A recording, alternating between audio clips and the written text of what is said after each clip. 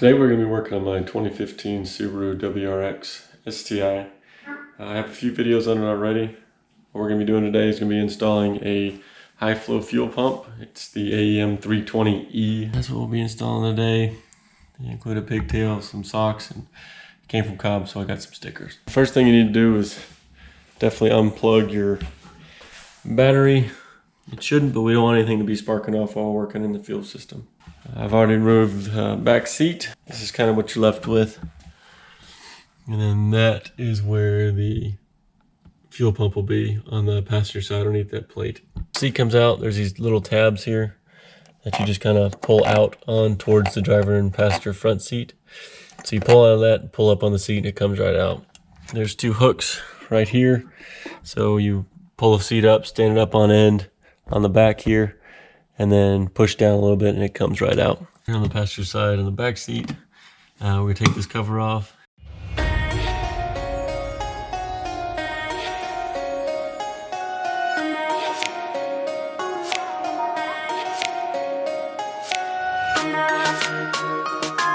don't know if you can see that.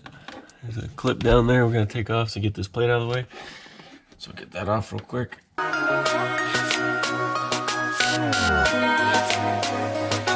Before removing this cover to get into your fuel tank, you're going to want to clean all this off. You don't want any of this dirt falling in there and clogging anything up. We're going to remove all these lines, and then we'll take the cover off and get the pump out.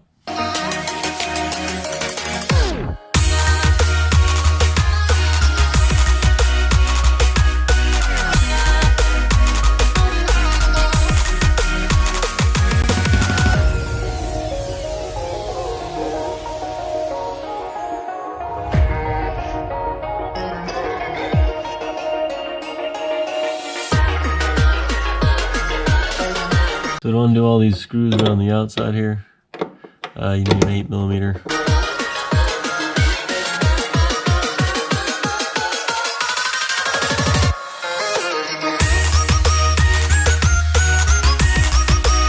So this black ring now come off.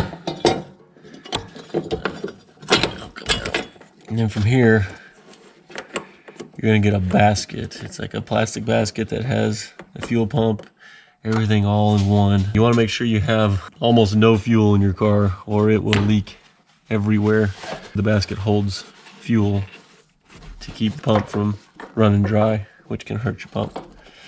So I'm trying to get this guy out of there.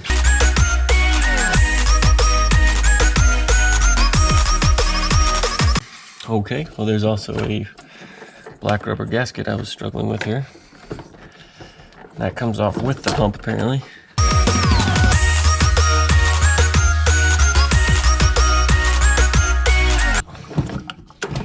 All right, once you get that,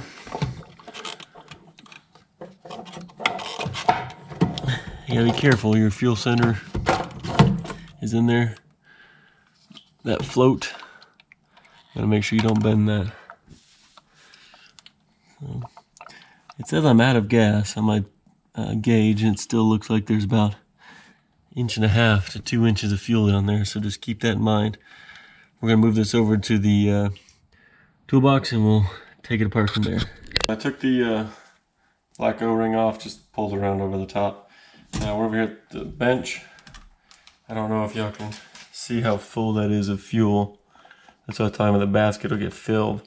I'm hoping I can leave the fuel in there and dump it out after I disconnect it from the basket, but we'll see how big of a mess I make here in a second. There's 1, 2, 3, and 4 clips.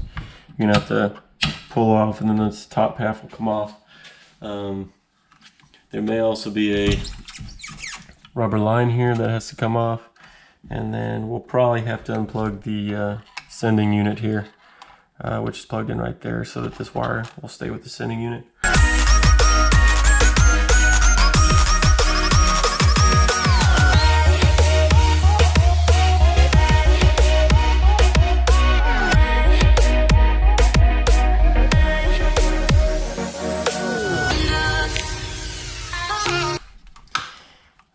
This is going to be tricky. Alright, so I gotta be able to reach all these clips at once.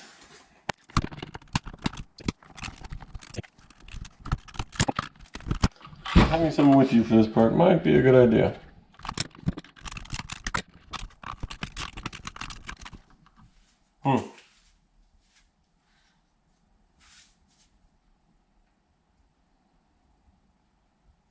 Okay, so I'm not gonna lie, I had to pause it, regroup, and figure out what I was doing.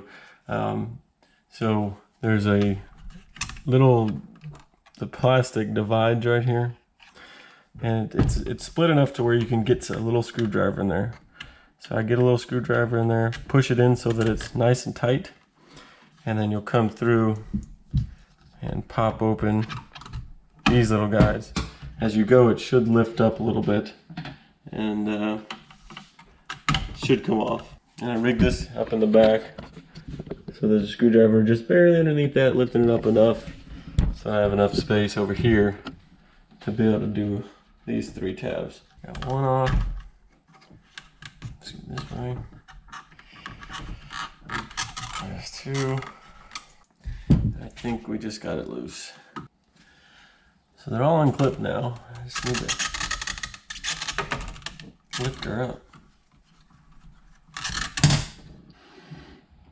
After some finagling, it came out. Just got to pry a little bit, because this guy's sitting in the bottom of an O-ring, down at the bottom of the basket. So you got to get him out of there. And once he's out, it comes out. It's a bugger. So you got to get a little screwdriver, squish the springs down, and this rod will come out with this clip here. You just gotta pry it off. Okay, so what it looks like, this will detach from here. This black piece will detach from the white piece, and then this hose will detach too, and then we can bring all this up. So we're gonna give that a shot, I guess. All right, here's one.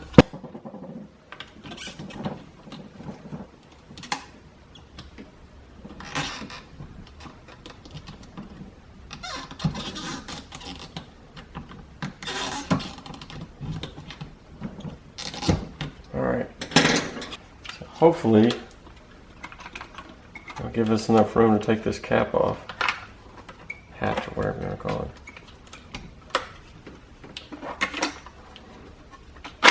Oh, here we go. Let's try to take it this way. That's alright. There we go. So now we're left with what we actually want to get to.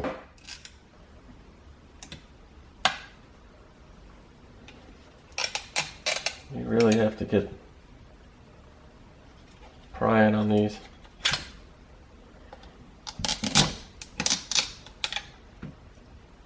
I think that got it. Woo!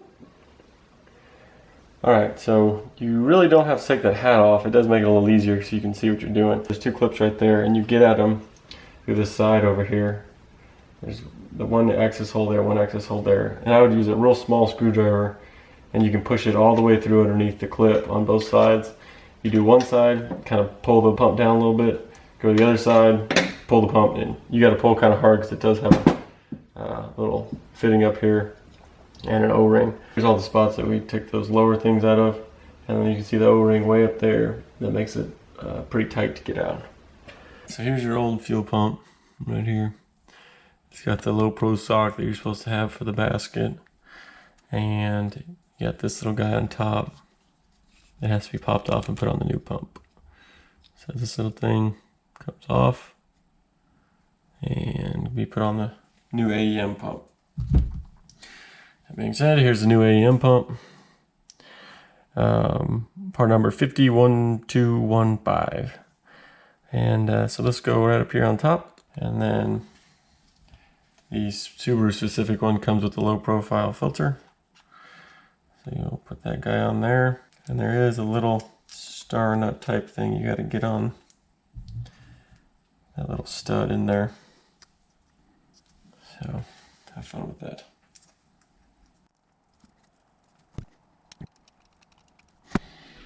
So I got a little star nut in there. Got this all clipped down. Looks pretty good, nice and flush. Got that put on there.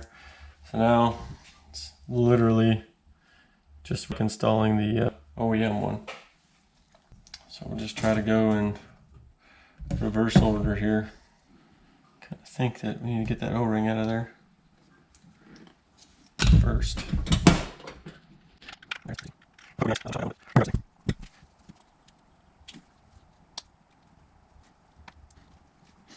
Alright, so I think it said something like that. It gave you the super lube, so I may as well use some.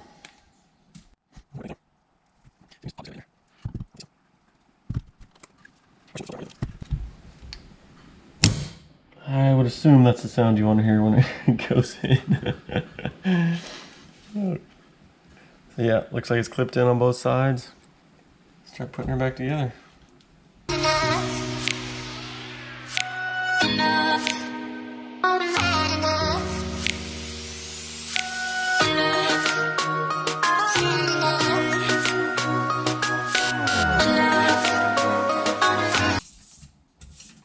Don't forget this little guy. Push it back on the rod. There we go. There it goes. There we go.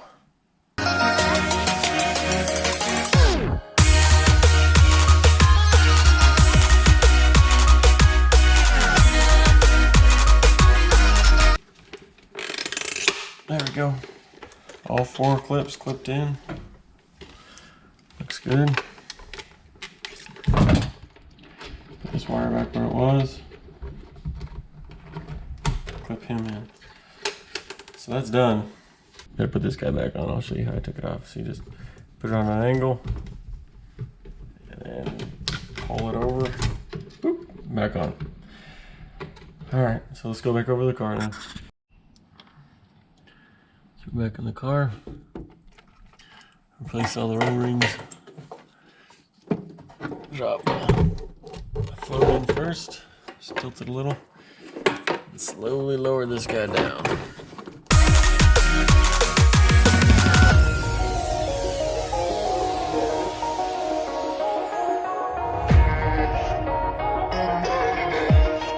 So there's a blue mark on here, and there's a blue mark on the pump. You try to line those up so everything lines back up where it should be.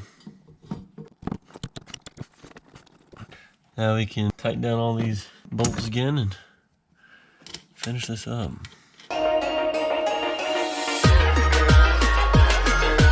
Now we plug the lines back in, make sure the tabs are lined up, and just clip her back on. Give it a little pull, make sure it doesn't come off. There it goes. Line up the tabs, clip her on. That's on there. Plug that in, and then put the cover back on.